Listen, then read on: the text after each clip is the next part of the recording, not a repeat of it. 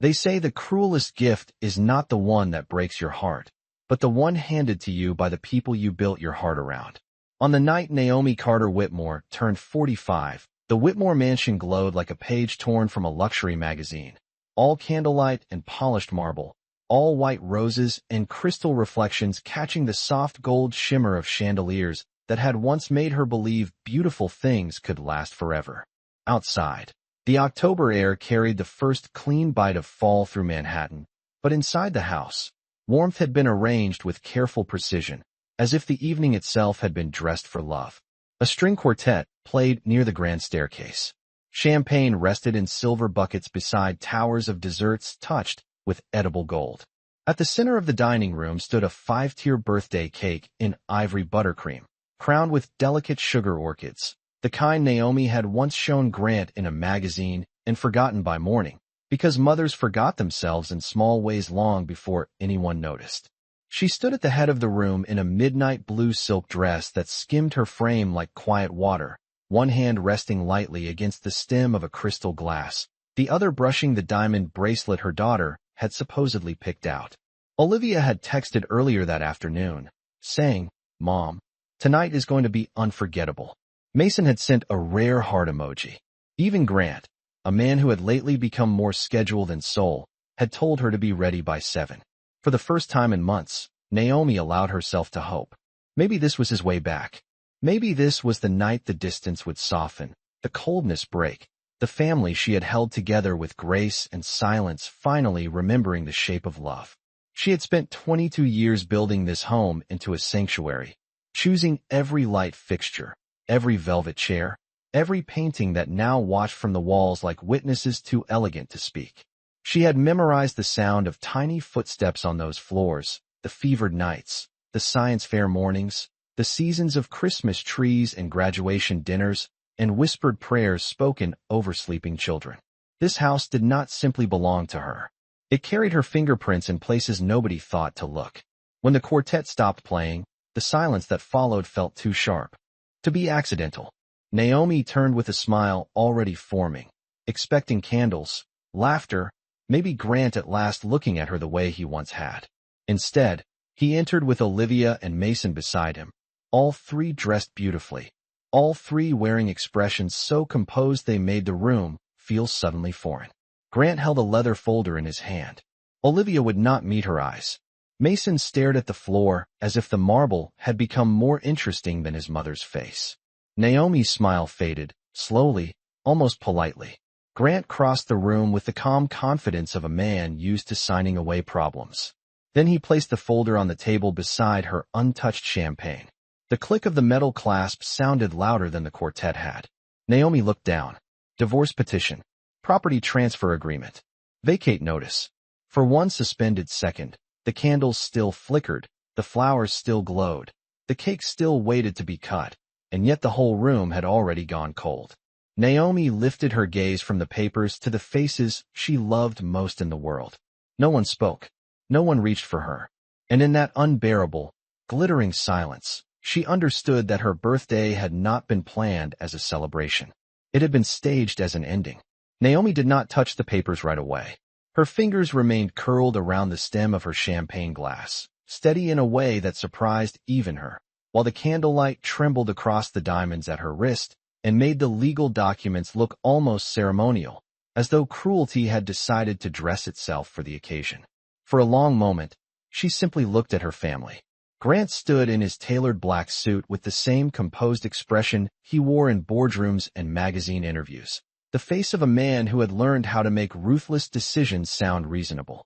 Olivia, 21 now and beautiful in a silver dress Naomi had helped choose just 2 weeks earlier, kept her arms folded tight across her waist as if tenderness were something she could no longer afford.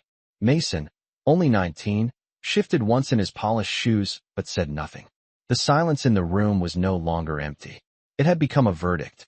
Naomi set the champagne flute down with deliberate care.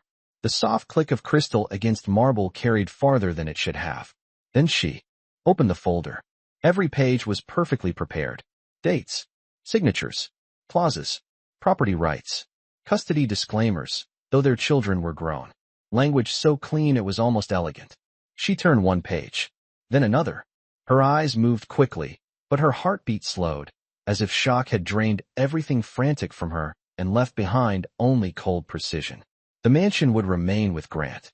Her access to the house, the staff accounts, and the family trust had already been revoked effective midnight. Midnight. She almost smiled at that. Even betrayal, in Grant Whitmore's world, needed a deadline. You had this drawn up before tonight, she said at last, her voice low and even. Not a tremor. Not a plea. Grant slipped his hands into his pockets. I wanted this handled privately and cleanly. Naomi lifted her eyes to him. On my birthday. He did not flinch. It was the one evening I knew everyone would be here. Everyone. The word moved through her like winter air through broken glass. Naomi turned to Olivia first because daughters were supposed to know the language of a mother's face, supposed to hear the things never spoken out loud. Did you know?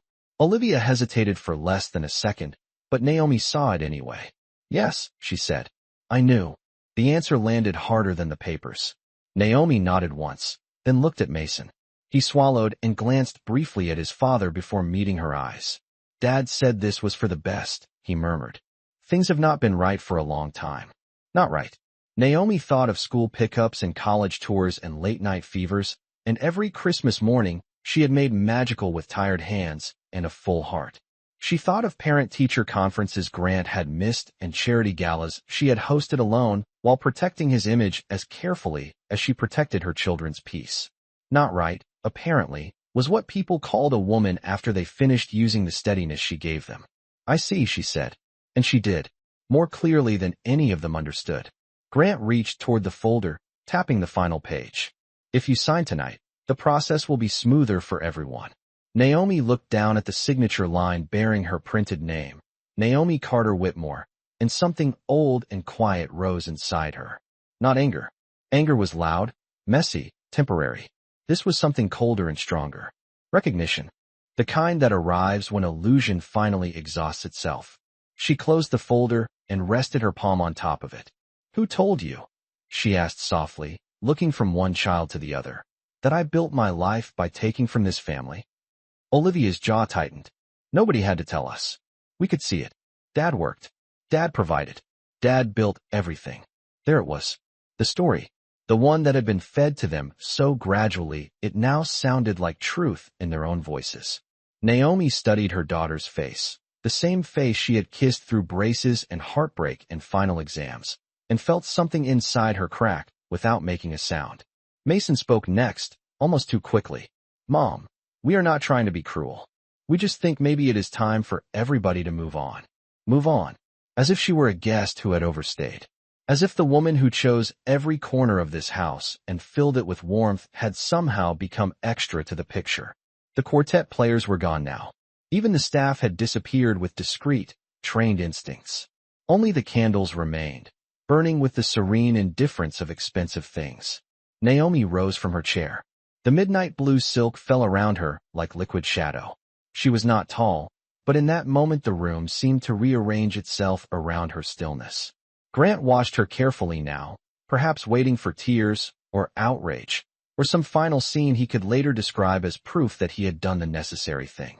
Instead, Naomi placed one hand lightly on the closed folder and asked the question that changed the temperature of the room. Before I sign anything, she said, tell me something honestly.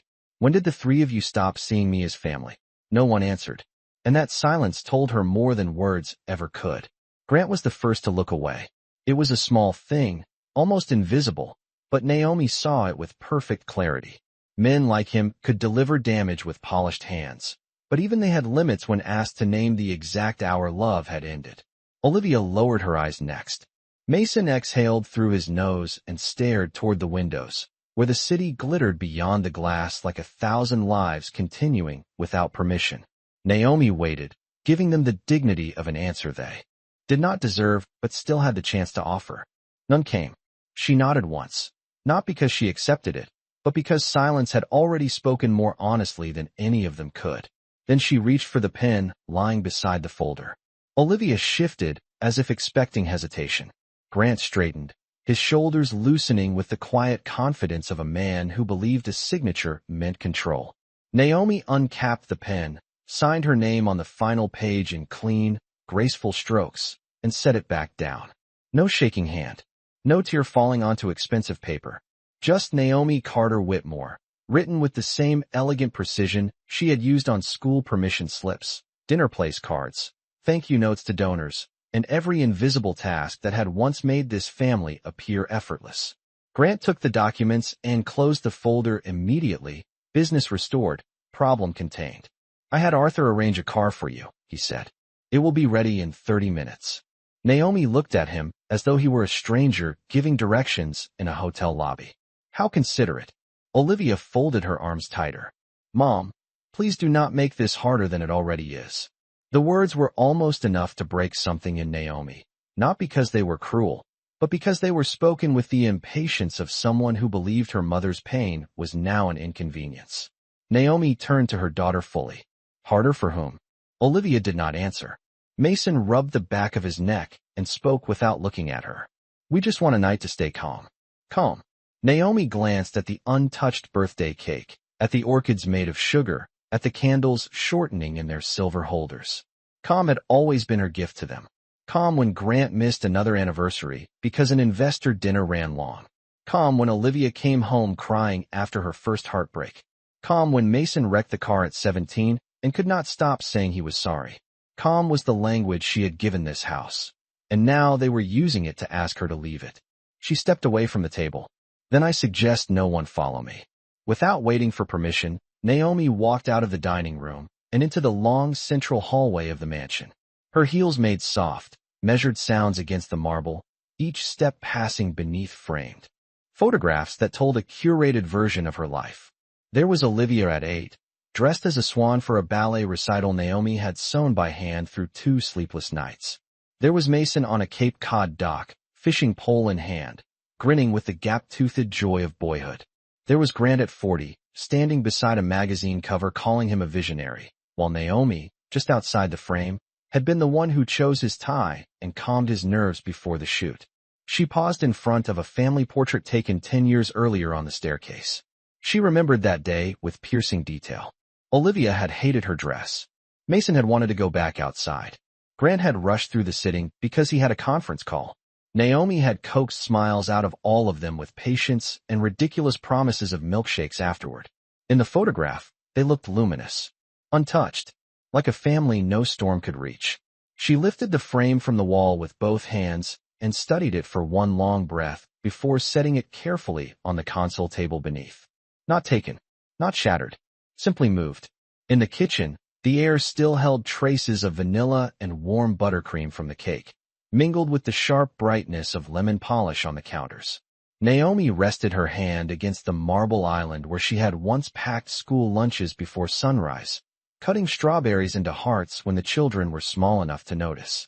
She opened a drawer and found the linen dish towel embroidered with tiny blue hydrangeas, the set she bought years ago in Nantucket because Grant had said the house should feel timeless.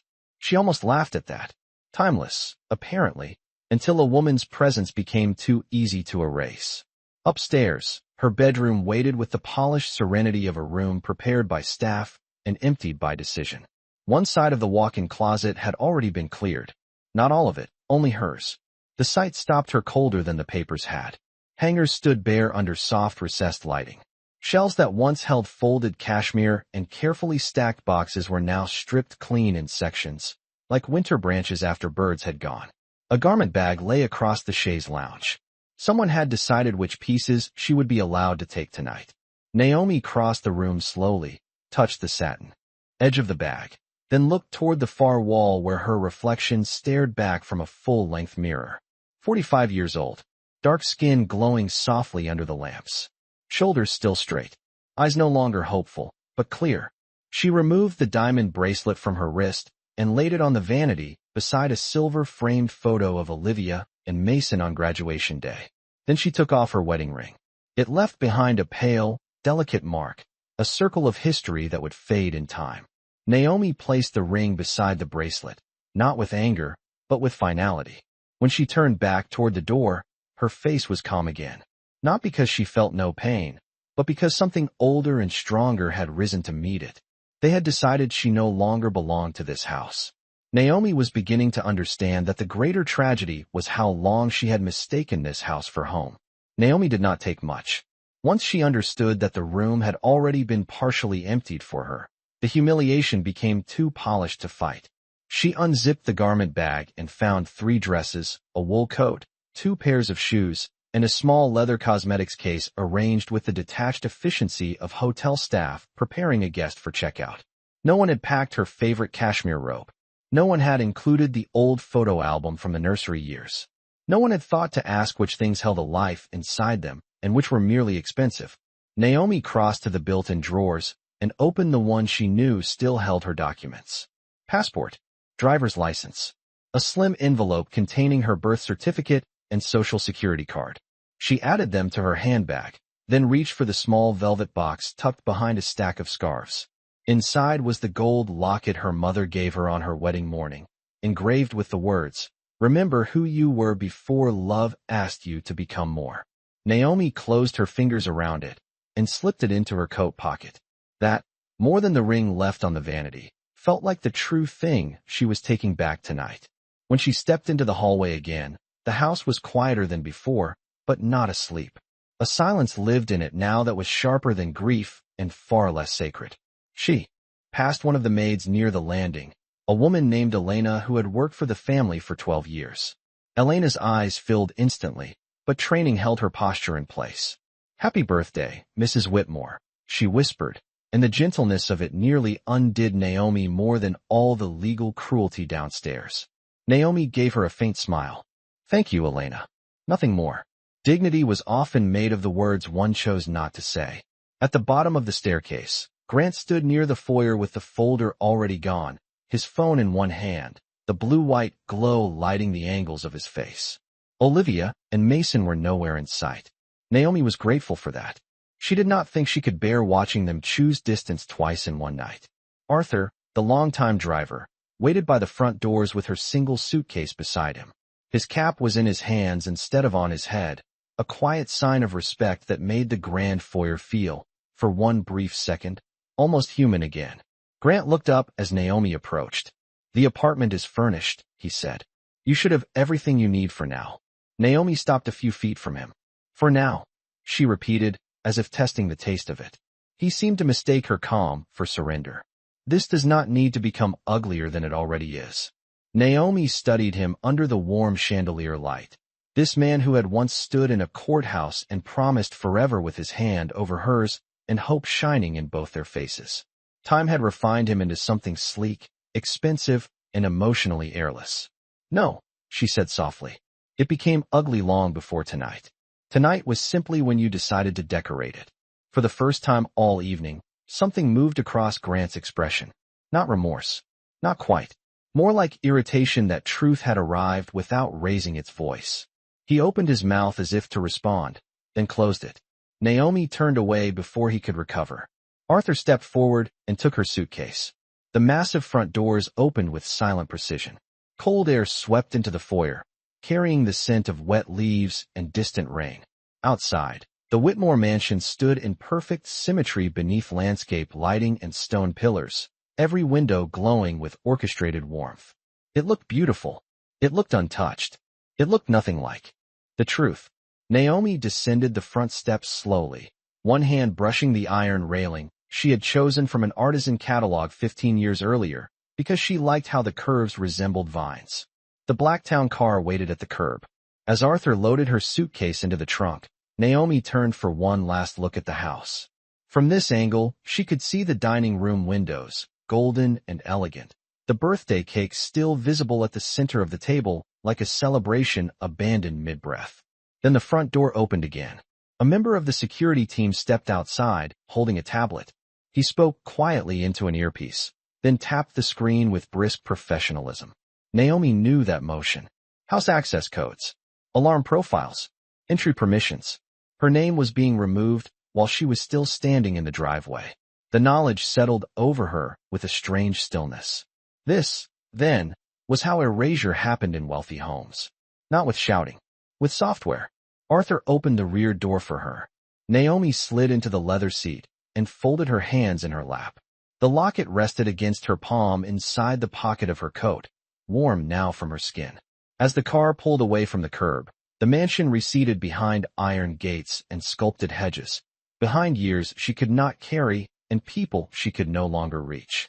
Manhattan stretched ahead in ribbons of white and red light, restless and indifferent, its towers rising into the dark like promises no one had yet broken. Naomi leaned her head back and looked out through the rain-speckled glass. At midnight, she would no longer belong to Whitmore House. The thought should have made her feel empty. Instead, somewhere beneath the ache, beneath the disbelief, beneath the quiet ruin of the evening, a smaller and more dangerous truth began to glow. They had taken her address. They had not taken her name. The furnished apartment was on the Upper West Side, 12 floors above a narrow street lined with sycamore trees already turning bronze beneath the late October sky. It was tasteful in the way temporary places often were. All pale walls and neutral upholstery, and art chosen not to offend anyone. But the moment Naomi stepped inside, she understood the difference between comfort and belonging.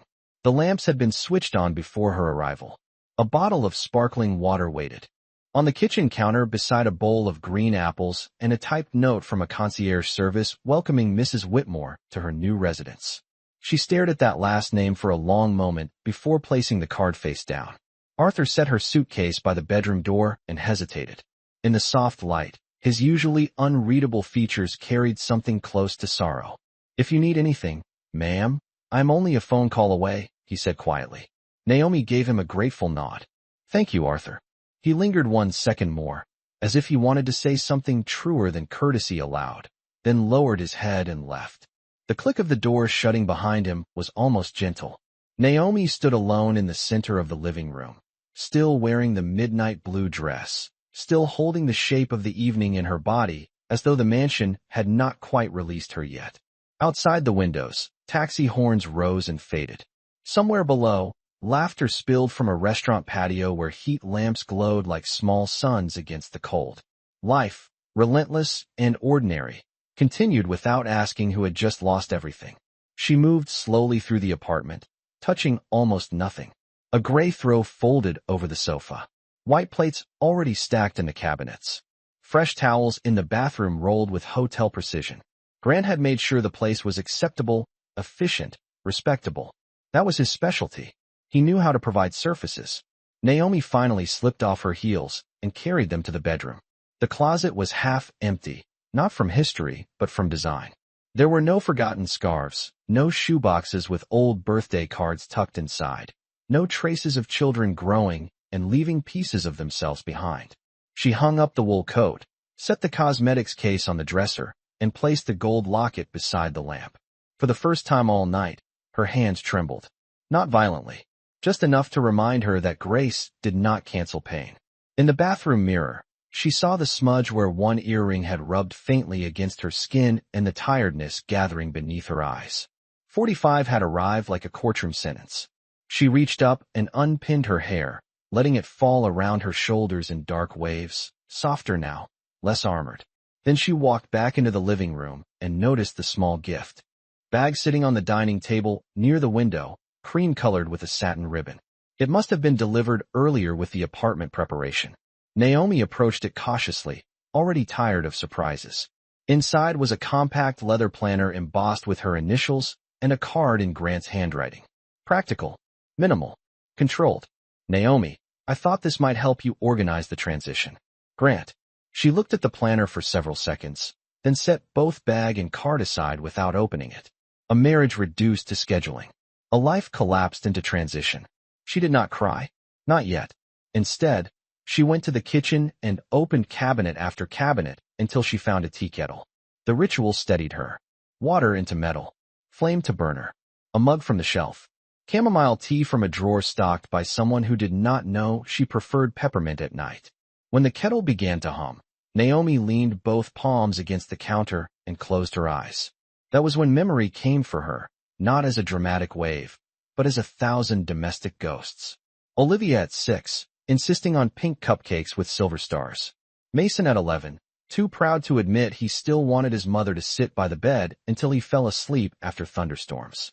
Grant in the first apartment they shared downtown, sleeves rolled up, laughing as they ate takeout on the floor, because they could not yet afford a dining table. Back then, he had looked at her as though she were not merely part of his life, but the place where life began. Naomi opened her eyes before the ache could deepen into something less manageable. The tea had steeped by then, pale gold in the mug. She carried it to the window and sat in the chair facing the city. Midnight came quietly. No bells. No ceremony. Just the soft glow of her phone screen as the digital clock changed, and, a few seconds later, a notification appeared from the home security app linked to the mansion account she no longer controlled. Access removed. User privileges revoked. She let out one slow breath. Then another. A minute later, a message arrived from Olivia. We need some space right now. Please do not make this harder. No happy birthday.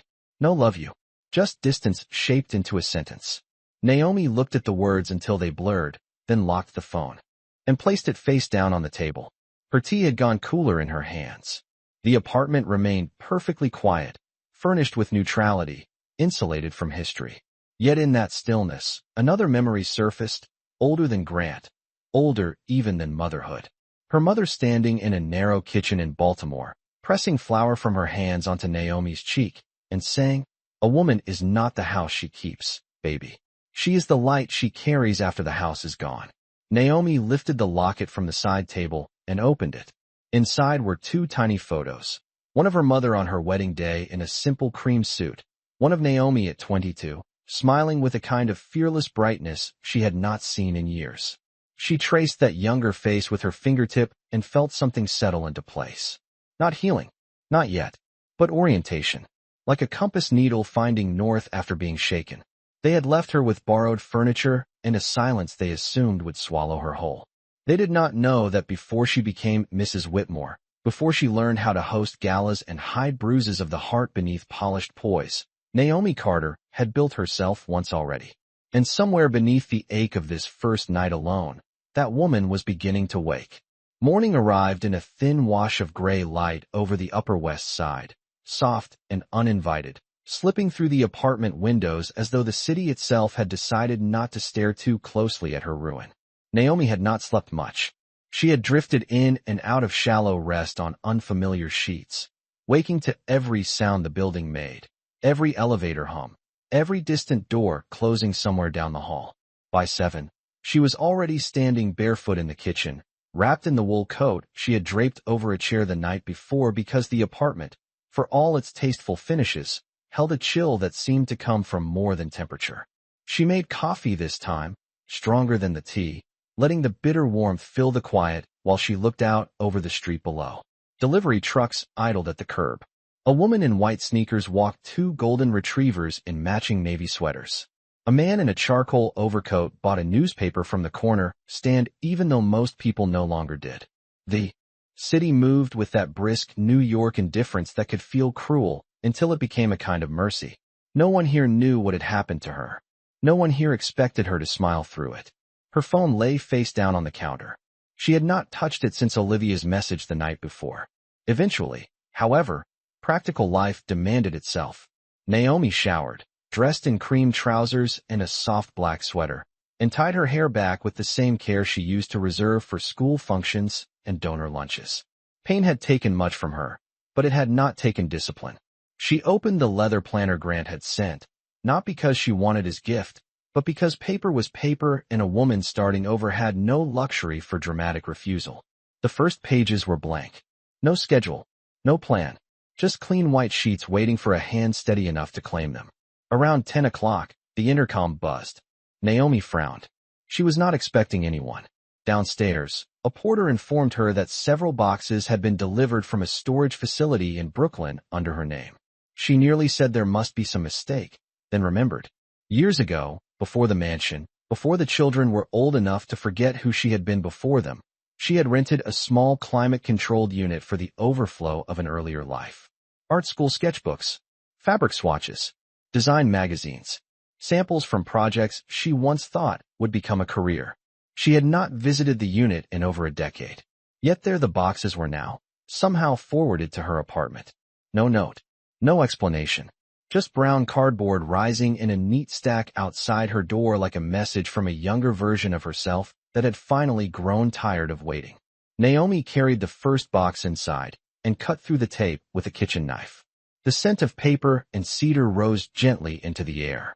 On top lay a leather portfolio, worn at the corners, still stamped in gold with the initials N.C.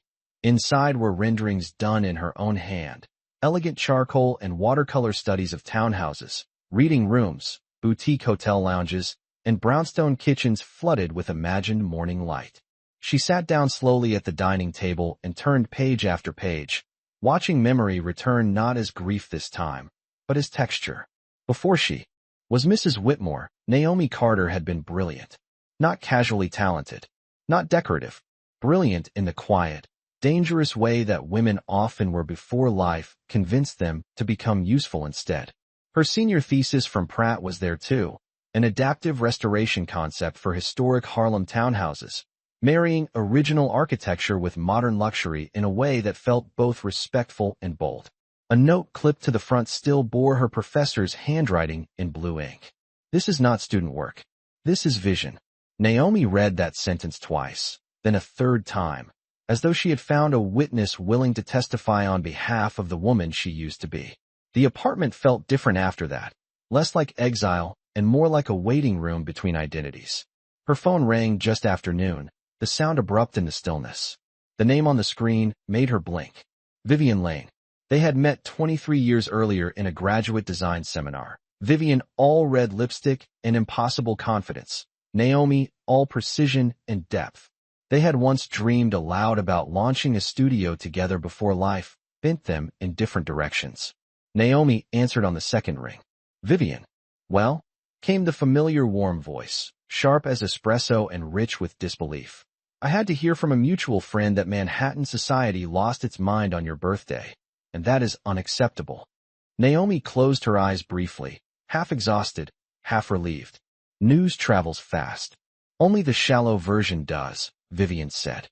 "I do not care about gossip. I care about you. And I also care about the fact that I have spent the last 10 years watching rich people praise houses that look like your old sketchbooks, which means the world has been making money off your instincts while you were being reduced to someone's wife." Naomi let out the smallest breath that could almost have been a laugh. Vivian did not continue until she heard it. "Good," she said softly. "There she is." Naomi looked down at the portfolio spread open before her, at the lines of rooms she had once imagined into being with nothing but talent and certainty. "I do not know where to begin," she admitted. Vivian answered without hesitation. "Begin by coming to my office tomorrow at 9. Bring every drawing, every idea, every ounce of taste you buried to keep other people comfortable. I have a townhouse project in Tribeca, a difficult client with real money, and absolutely no patience for safe designers. I want your eye on it." Naomi's fingers tightened around the edge of the portfolio. Outside, the sycamore leaves flashed bronze in the autumn light. Inside, something even older than hope rose quietly to its feet. The night before, they had removed her access to a house. By noon the next day, another door had opened, and this one, at last, had her name on it. The next morning, Naomi arrived in Tribeca 5 minutes early with 2 portfolio cases, a camel wool coat, and the kind of quiet focus that made even uncertainty look elegant. Vivian Lane's office occupied the 3rd floor of a restored cast-iron building on Northmore Street, where the lobby smelled faintly of cedar, espresso, and expensive ambition. Sunlight streamed through tall industrial windows and spilled across pale oak floors, architectural models, and mood boards pinned with brass tacks so precise they looked like jewelry. It was the kind of space Naomi once imagined she would build for herself before life taught her to turn her gifts into support beams for other people's dreams. Vivian crossed the studio in a crimson blouse and tailored cream trousers, all sharp energy and unapologetic warmth. She hugged Naomi without ceremony, then leaned back and studied her face. "You look tired," she said, "but you also look awake." Naomi allowed herself the smallest smile. "I think that is accurate." Vivian took one of the portfolios from her hand. "Good. Exhaustion can be fixed. Awakening cannot be faked." She led Naomi toward a long walnut table scattered with floor plans, stone samples, and a scale model of a 6-story townhouse in Tribeca commissioned by a tech investor and his wife, a former museum patron with exacting taste and no patience for ordinary design. Vivian spoke quickly, with the practiced clarity of a woman used to running million-dollar conversations before lunch. The clients had bought the property for $23 million. They wanted restraint, legacy, texture, and something Vivian described as emotional architecture, the feeling that a home had a soul before the owners ever moved in. 3 designers had already presented concepts. All of them had failed. They gave me perfection, Vivian said, sliding over the prior renderings. What they wanted was memory. Naomi studied the drawings in silence.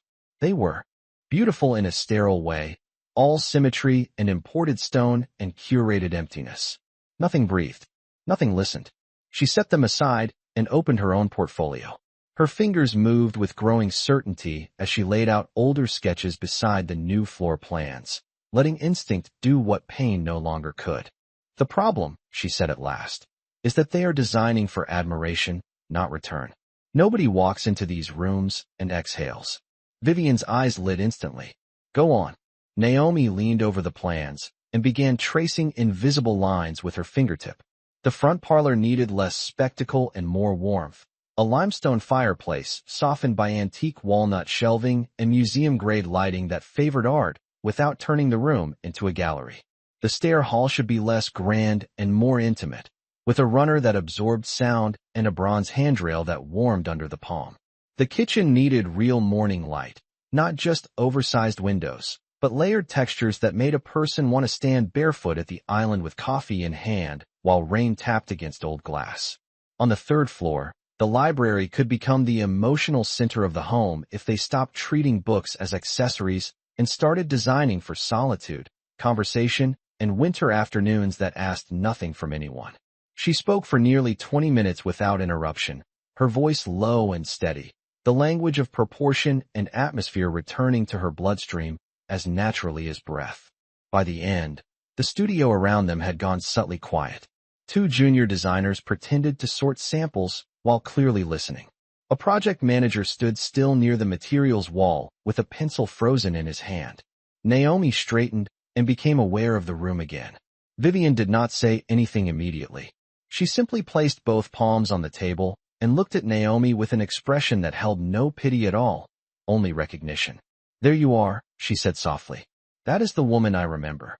An hour later, Naomi found herself seated across from the clients in the conference room, a space framed in black steel and glass with a skyline view that would have intimidated her once. Today it only reminded her that cities were built by vision before they were owned by power. The husband, Daniel Mercer, was courteous but guarded, the kind of man who had made billions by trusting data more than people.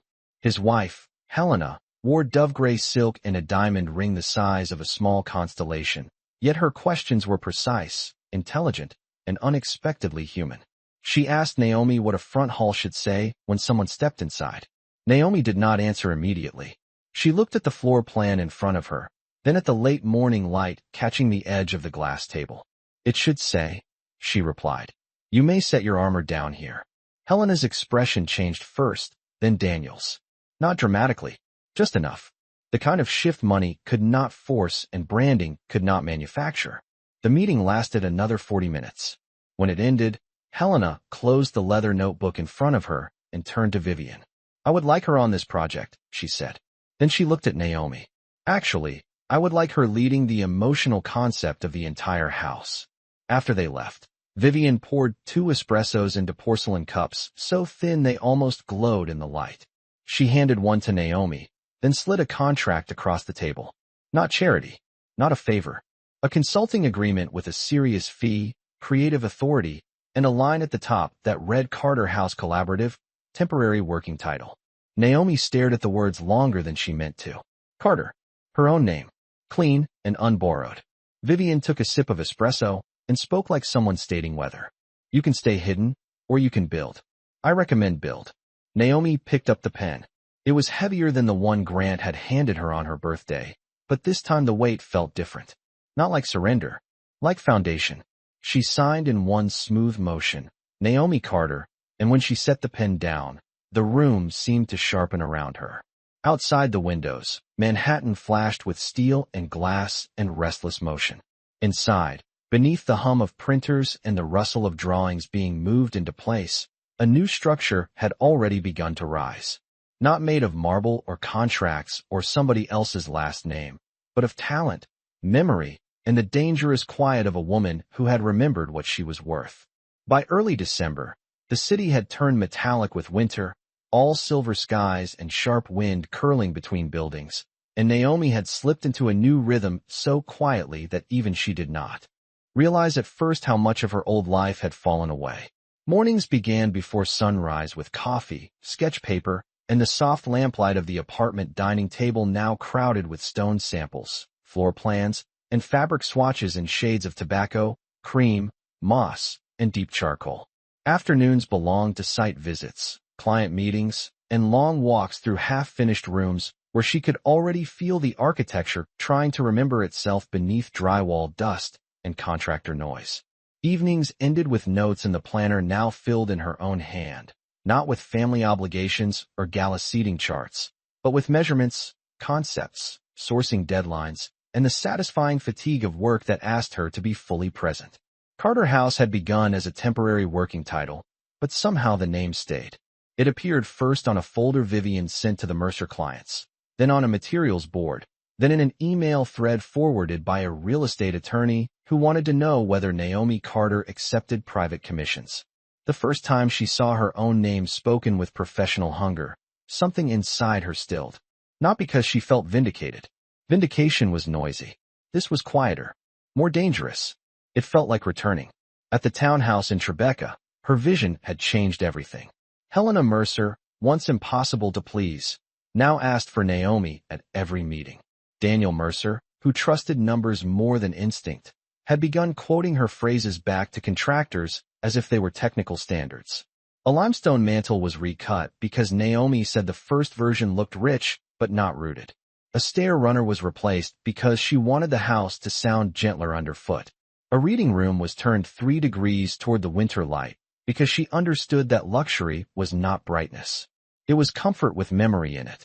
Her fee increased, then doubled. By the second week of December, Vivian was already discussing a second project, a brownstone restoration near Gramercy Park for an art collector with a fractured marriage and exquisite taste in old wood. The world that had once applauded Grant Whitmore for the empire around him was beginning, in subtle, elegant circles, to notice the woman who could make a room feel like truth. Across the river of traffic and glass, life inside the mansion had grown stranger than any of them expected. Olivia noticed it first, though she would not yet name the feeling forming beneath her polished certainty. A woman named Celeste Harrow had begun appearing more frequently at the house, always dressed in pale cashmere and impossible calm, always carrying the kind of smile that suggested she had already chosen where she belonged. Grant introduced her as an old friend helping with foundation events, but foundation meetings did not usually linger over Sunday brunch or leave perfume in the upstairs hall. Celeste moved through the mansion with the confidence of someone rehearsing ownership. One afternoon Olivia came home to find her standing in Naomi's old dressing room, directing 2 staff members as they rearranged shelves and boxed up the last few belongings that had not been forwarded to the apartment. "These can go to storage," Celeste said lightly, holding one of Naomi's framed family photos by the corner as if it were a menu. "The room needs to feel fresh." Olivia stopped in the doorway. "That is my mother's." Celeste turned, smile still in place but altered at the edges. "Of course, and I am sure she has what she needs." It was not the sentence itself that unsettled Olivia. It was how easily the woman said it, as though mothers could be reduced to logistics once they no longer occupied the house. That evening, Olivia stood in Naomi's old closet and looked at the empty sections where dresses had once hung in perfect color order, where velvet boxes and perfume trays and small ordinary artifacts of womanhood had lived without ceremony. For the first time since the birthday dinner, the story she had been telling herself did not sit quite right. Mason felt it differently. His doubts came not through rooms, but through numbers. Finals week had sent him to the home office in search of an old external drive, and while opening drawers Grant rarely touched, he found a slim accordion file labeled Early Capital Documents. He would have closed it immediately if not for the familiar sight of his mother's handwriting across a yellow sticky note dated nearly 20 years earlier. Transfer approved. Use this first. We will rebuild after. Frowning, Mason slid out a set of bank records and trust disbursement forms. The amounts made his pulse jump. One transfer, then another, both from the Carter family trust into a Whitmore Holdings account in the months before Grant's first major acquisition. He stared at the signatures until the room seemed to tilt. His father had always said he built everything from relentless work and perfect timing. But here was his mother's name threaded through the foundation like hidden steel. Mason did not confront anyone that night. He carried the knowledge like a stone in his chest, heavy and impossible to ignore. 2 days later, while scrolling through a design newsletter one of his architecture professors had recommended, he saw a feature preview for the Mercer Townhouse project. The headline was brief, elegant, and clear. Carter House Collaborative brings emotional restoration to Tribeca Landmark. Beneath it was a black and white candid photograph of Naomi on site, coat belted, clipboard in hand, giving instructions to a contractor while winter light caught the calm intelligence in her face. She did not look discarded. She looked formidable. Mason stared at the image long after the screen dimmed. Upstairs, Olivia stood alone in the hallway outside her mother's former room, listening to Celeste laugh softly in the distance and feeling, for the first time, that something in the house had not been corrected by Naomi's absence. It had been exposed, and though neither child was ready to say it aloud, the question had already entered both their lives like a draft under a closed door. What if the parent they had removed from the story had been the one holding it together all along? By late January, Manhattan had hardened into that elegant kind of cold only wealth seemed to romanticize. All black town cars, silver skies, and women in long coats moving beneath the city lights like secrets wrapped in cashmere. Naomi stood in her Upper West Side apartment before a full-length mirror, fastening a pair of understated gold earrings while snow drifted beyond the windows in fine white threads. On the dining table behind her lay fabric swatches, invitation cards, and a black portfolio stamped in discreet gold with the words Carter House Collaborative. In 3 months, the name had gone from a temporary heading on a contract to something people, in certain rooms, now said with interest. The Mercer Townhouse had become the project everyone whispered about, not because it was the most expensive restoration in Tribeca, but because something about it felt different. Warm without being obvious. Grand without being loud. It looked, as Helena Mercer had told a journalist over lunch at the Lowell, like a house designed by someone who understood what it cost to make a place feel safe. That single quote had traveled faster than any advertisement. Tonight, Naomi had been invited to the Harrington Winter Gala at the Metropolitan Club, a gathering where old money, new power, developers, collectors, and trustees moved through candlelight and string music pretending to discuss philanthropy while measuring influence with every glance.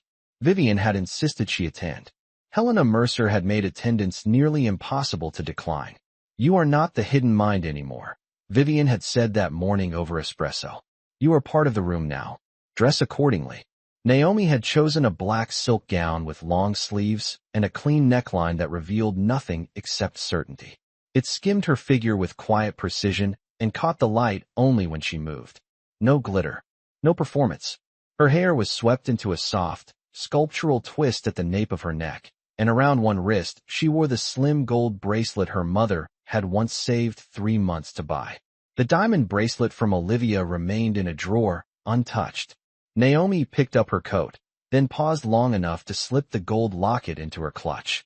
Not for sentimentality. For alignment. Outside, the air cut sharp against her skin as the doorman helped her into a waiting car arranged by the Mercers. The city glowed through the windows as she rode downtown, storefronts blazing against the dark, pedestrians moving in quick purposeful lines, steam rising from street grates like breath from some enormous hidden machine beneath the pavement. She had been to 100 galas in her life, stood in 1,000 rooms filled with polished smiles and fragile alliances, but tonight felt different. Before, she had entered such spaces as Grant Whitmore's wife, a beautiful extension of his world, socially flawless and strategically silent. Tonight, she was entering under her own name, and the difference was not cosmetic. It was structural. At the Metropolitan Club, candles flickered in hurricane glass along the marble corridors, and white orchids curved from arrangements tall enough to feel theatrical without losing taste. A quartet played near the ballroom entrance, the notes floating above the soft collision of conversation, silverware, and crystal. Naomi stepped from her coat and handed it to an attendant, then crossed the threshold with the measured grace of a woman who no longer needed anyone in the room to tell her she belonged there.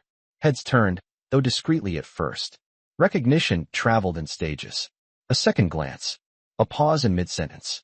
Someone from the preservation board whispering to a real estate attorney. A museum trustee looking from Naomi to the event program and back again. Helena Mercer appeared almost immediately in dove-gray silk, delighted and direct, taking Naomi's hands in both of hers. "There you are," she said, as if the evening had been waiting to begin properly. Daniel Mercer followed with the warmer reserve of a man who now respected her too much to overstate it. "The board chair wants to meet you before dinner," he said. "And I have already been asked twice whether Carter House is taking private clients." Naomi smiled faintly. "That depends on the clients." Helena laughed. "Good. Keep that standard." Across the ballroom, another arrival caused a different kind of shift. Grant Whitmore entered with Celeste Harrow on his arm, both of them perfectly dressed, perfectly timed, perfectly aware that rooms like this were built to reward appearances. Grant wore midnight navy and the expression of a man calculating 3 conversations ahead. Celeste shimmered in pale champagne satin, elegant and effortless, her hand resting at Grant's sleeve with the easy possession of someone who had grown too comfortable being seen beside him. They had come tonight for business. A land-use partnership in Brooklyn, a donor alliance, a developer named Charles Waverly whose signature could steady Whitmore Holdings through a quarter that had begun showing more strain than the papers reported. Grant was already turning toward Waverly when he felt it first, not sight but atmosphere, the nearly imperceptible reorientation of attention across a crowded room. He followed it instinctively, and then he saw her. Naomi stood beneath the ballroom's central chandelier speaking with Helena Mercer and 2 members of the Harrington Foundation Board, one hand resting lightly around the stem of a water glass, the black silk of her gown absorbing the light until her skin seemed to carry its own. She was not trying to be seen. That was what made the moment devastating. She was simply there, self-contained and luminous, while the room adjusted itself around her. Grant stopped walking. Celeste glanced up, following his gaze, and felt the change in him before she understood its cause. Naomi looked different, though not because of the dress, or the gold at her wrist, or the calm architecture of her posture. She looked different because nothing about her suggested exile anymore. She did not look like a woman removed from a story. She looked like the author of one.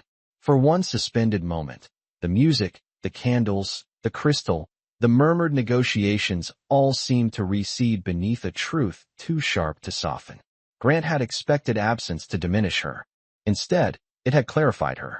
And as Naomi lifted her eyes and met his across the room with a gaze as steady as winter glass, he realized with cold precision that the woman he had escorted out of his life on her birthday was not the woman standing before him now.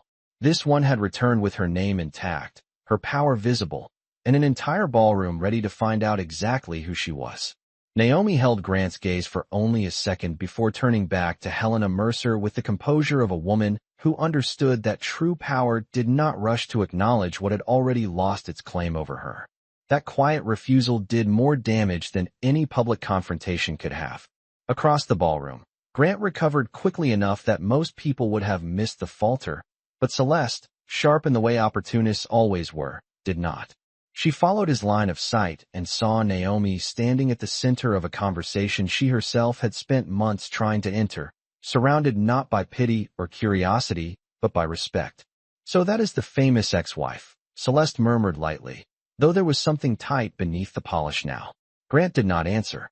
On the dais near the orchestra, the chair of the Harrington Foundation stepped to the microphone and called the room to attention for the evening's recognition segment. A brief ritual meant to flatter donors, while quietly announcing which names now mattered. Glasses lowered. Conversations softened. Naomi remained beside the Mercers near the front of the room, one hand resting at her side, the other loosely holding the evening program. She had expected a standard acknowledgement of the Foundation's preservation partners. Nothing more. Instead, the board chair smiled toward Helena and then toward Naomi with open warmth. "This year," he said, Our Legacy Through Design initiative found not only a remarkable collaborator, but a visionary whose work reminds us that restoration is not about preserving walls. It is about restoring meaning.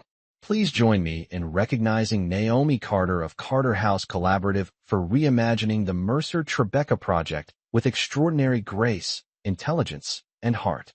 Applause rose at once, elegant at first, then warmer, fuller, gathering momentum as people turned to locate the woman whose name had just been given to the room. Naomi felt the sound more than heard it, a wave of acknowledgement arriving without spectacle. Helena touched her arm. Daniel Mercer nodded once, proud without being performative. Naomi inclined her head and stepped toward the small pool of light near the dais. She did not make a speech. She did not need to. The board chair handed her a crystal plaque etched with her name, and for one suspended moment she stood beneath the chandelier in black silk and gold, not as somebody's former wife, not as a decorative partner to inherited power, but as Naomi Carter, a woman being publicly recognized for the mind and taste that had always existed long before anyone chose to overlook them. At a nearby table, Charles Waverly, the developer Grant had spent weeks trying to secure, leaned toward another investor and asked, "That is Carter House?" When the answer came yes, Waverly's expression sharpened with interest. "Interesting," he said. "I have heard that name twice this month." Grant heard that too. He heard other things as the applause settled. A museum trustee asking Helena for Naomi's contact information. A private banker wondering whether Carter House had availability for a Park Avenue co-op renovation. A preservation attorney mentioning that emotional restoration was suddenly the phrase everyone in design circles was stealing. None of it was loud. That was the humiliation of it. The room was not mocking him. It was simply moving toward Naomi with the kind of genuine interest that could not be purchased in advance. Celeste adjusted the diamond bracelet on her wrist and attempted a smile. "Well," she said, "how charming for her." But even she could hear that charm was the wrong word. Naomi had not been granted a sentimental courtesy. She had been validated by the very world Grant thought he controlled. On stage, Naomi turned slightly as the photographer captured the moment. The light touched the curve of her cheek, the calm set of her shoulders, the steady intelligence in her eyes. Grant remembered another night under another chandelier, papers spread on a birthday table, Naomi standing still while he reduced a life to signatures and exit terms. He had expected her to disappear into the tasteful anonymity of what came after him. Instead, she had become more visible without him than she had ever been beside him. Then came the second blow. After the recognition segment, guests drifted back into conversation, but Waverly did not approach Grant first as expected. He crossed the ballroom and stopped near the Mercers just as Helena was introducing Naomi to two trustees from the Architectural Conservancy Board. Waverly extended his hand. "Miss Carter," he said, "I have a family property in Newport that has been over-designed 3 times and never once understood. I would very much like to speak with you." Naomi accepted the handshake with unhurried grace.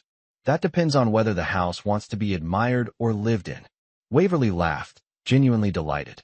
"Exactly the answer I was hoping for." Grant felt the air shift with brutal clarity. That Newport property was part of a larger donor network tied directly to the Brooklyn land use partnership he needed. And now the man he had intended to court was standing inches from Naomi, looking at her not as an accessory to power, but as a source of it. Across the room, Mason had just arrived with a university friend and stopped short at the sight before him. Olivia, delayed by another charity obligation, entered moments later and froze beside the coat check entrance.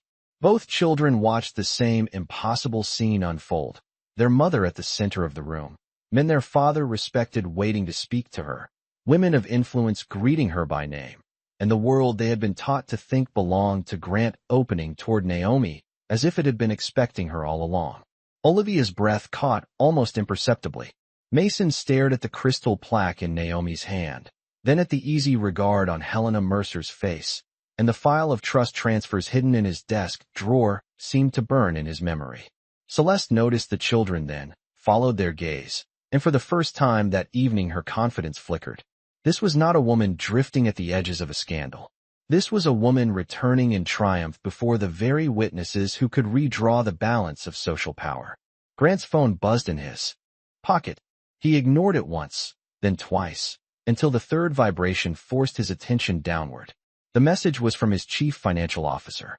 Urgent. Harbor Ridge lenders want revised collateral terms by Monday. They are concerned. Grant looked at the screen, then back at Naomi across the room, standing tall beneath golden light, no longer erased, no longer manageable. Around him the gala glittered on in polished splendor, but something essential had already shifted. The empire he thought was made of holdings, houses, and leverage was beginning to crack in the one place he never bothered to reinforce. The story.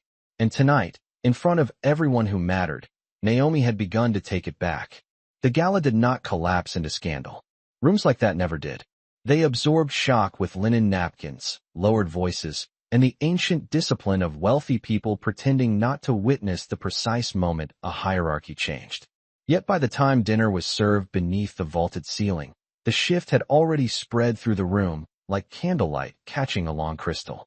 Naomi remained composed through every introduction that followed, answering questions with the same thoughtful precision she brought to design, never overselling, never apologizing, never once glancing toward Grant unless courtesy absolutely required it. That restraint unsettled him more than anger would have. A furious woman could be dismissed. A self-possessed one had to be reckoned with. Olivia and Mason stood together near the rear of the ballroom, close enough to be seen, too far to intervene, both of them watching their mother with the dawning discomfort of children who had begun to suspect that memory itself had been edited for their convenience. When Naomi stepped aside between courses to take a brief call in the marble corridor outside the ballroom, Mason followed before he could talk himself out of it. "Mom." The word stopped her more completely than Grant's gaze ever could. She turned. For a second, the years folded in on themselves, and she saw not the 19-year-old in a tuxedo, taller now than his father, but the little boy who used to run into her arms after soccer practice smelling of grass and cold air. Mason's face was pale with something deeper than embarrassment. "I found documents," he said quietly. "At Dad's office. Transfers. From your trust. Into Whitmore Holdings. A lot of money." Naomi studied him, then glanced down the corridor, where candlelight from the ballroom spilled in narrow bands across the marble floor. "How much did you read?" "Enough." He swallowed. "Enough to know Dad did not tell us the truth." The sentence hung between them, heavy and clean. Naomi did not rush to fill it. "No," she said at last. He did not. Mason looked at her, as if he wanted her to make the lie smaller, easier to survive. Why would he say he built everything alone? Naomi's expression did not harden. If anything, it grew more tired, more human. "Because some people are comfortable receiving devotion," she said softly, "but not being indebted to it." Mason looked away first. A few steps behind him, Olivia had appeared without Naomi noticing, her silver wrap pulled close against her shoulders, her face stripped of the certainty that had carried her through the birthday dinner. "What exactly are you saying?" she asked. Naomi met her daughter's eyes. There was no triumph in her gaze. That was what made it unbearable. "I am saying," she replied, "that when your father's first expansion deal nearly collapsed 20 years ago, the bank withdrew support. He was over-leveraged. We were living in a smaller apartment downtown. You were a toddler, Olivia." Mason had not been born yet. He thought the company would fold. Olivia's lips parted slightly. Mason stood very still. Naomi continued in the same low, even voice. "My mother had left me a family trust. Not unlimited money. Not enough to make headlines. Enough to matter at the right time. I moved the funds into his company. Quietly. Because I loved him, because I believed in what we were building, and because I did not think marriage was an audience sport." Olivia shook her head once, almost imperceptibly. "The mansion." Naomi gave the smallest nod. "The down payment for the first property came from the same trust after the company stabilized. The house your father later expanded into the Whitmore mansion stands on a foundation I helped finance." The words did not echo. They landed with the quiet finality of truth finally given its full name. Olivia's eyes filled, though she blinked quickly as if hoping dignity might hold. "Why did you never tell us?" Naomi looked at her daughter for a long moment. "Because I thought children should feel secure, not indebted. Because I did not want your love confused with accounting. Because I believed the man I married would honor sacrifice even if he never advertised it." Behind them, footsteps approached on marble. Grant. Of course. His expression was controlled, but the control had thinned. "This is not the place," he said, his tone clipped, managerial, already trying to regain the architecture of the narrative. Naomi turned toward him with measured calm. "No," she said. "The place was 20 years ago, when honesty would have required humility." Olivia looked between them, color draining from her face. "Is it true?" she asked her father. Grant exhaled slowly, the way men do when trapped between pride and evidence. "Your mother is dramatizing private financial arrangements that were made within a marriage." Mason let out a quiet sound that was almost a laugh, except there was no humor in it. "Private financial arrangements?" he repeated. "You told us she lived off what you built." Grant's jaw tightened. "I built the company." Naomi did not interrupt. She simply answered when the silence asked her to. "And I helped keep it alive long enough for you to do so."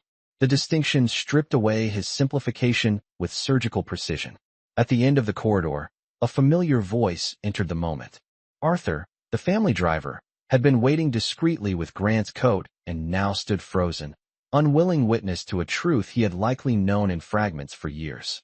In the ballroom beyond, applause rose for some auction pledge, elegant and hollow against the fracture happening in the hallway.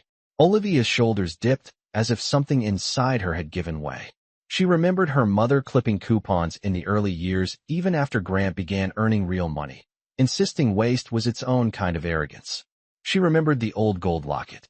The side jobs Naomi quietly took consulting on friends' apartments before the family became too prominent for such things to be mentioned. She remembered, with sudden brutal clarity, every time her father said your mother never had to worry about money, and how easily she had mistaken provision for authorship. Grant reached for control one last time.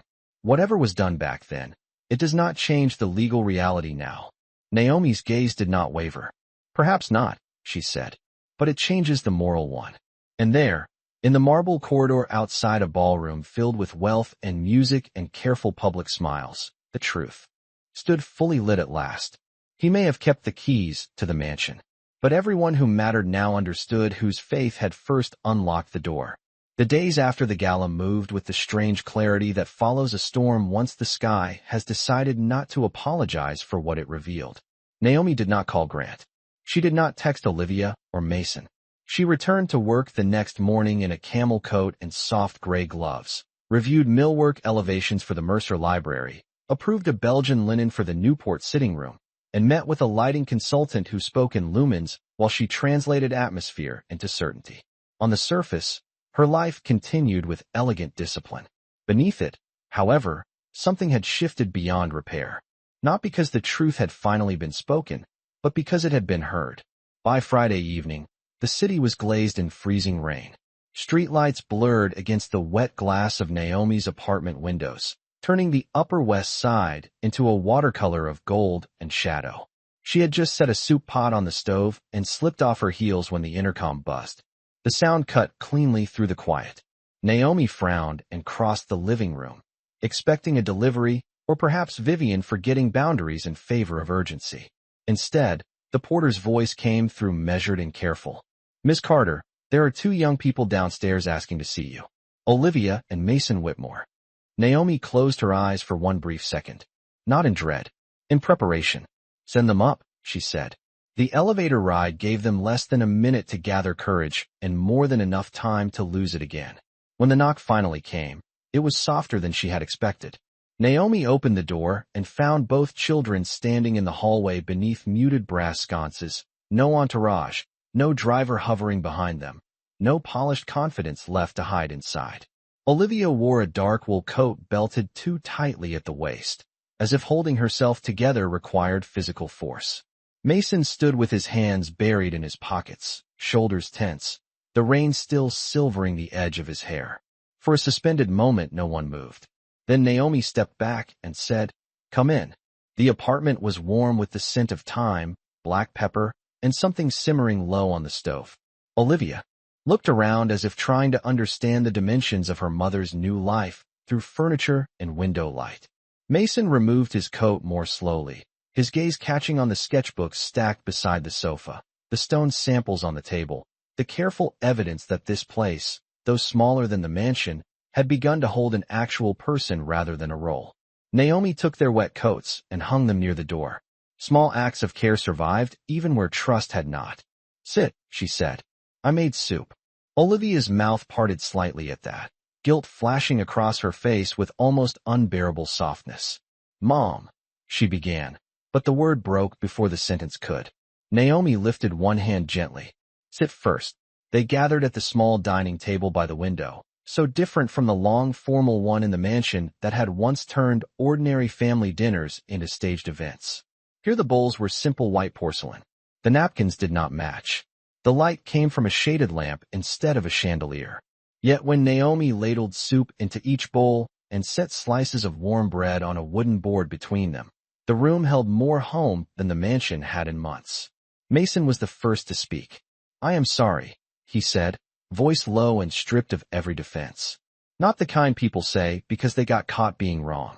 I mean really sorry. I let Dad tell the story because it was easier than asking questions. Olivia looked down at her hands, then up at Naomi with eyes bright and wounded and far younger than 21. I was cruel, she whispered. I thought I was being loyal, but I was just repeating him. I stood there on your birthday and acted like you were the one leaving us, when we had already left you.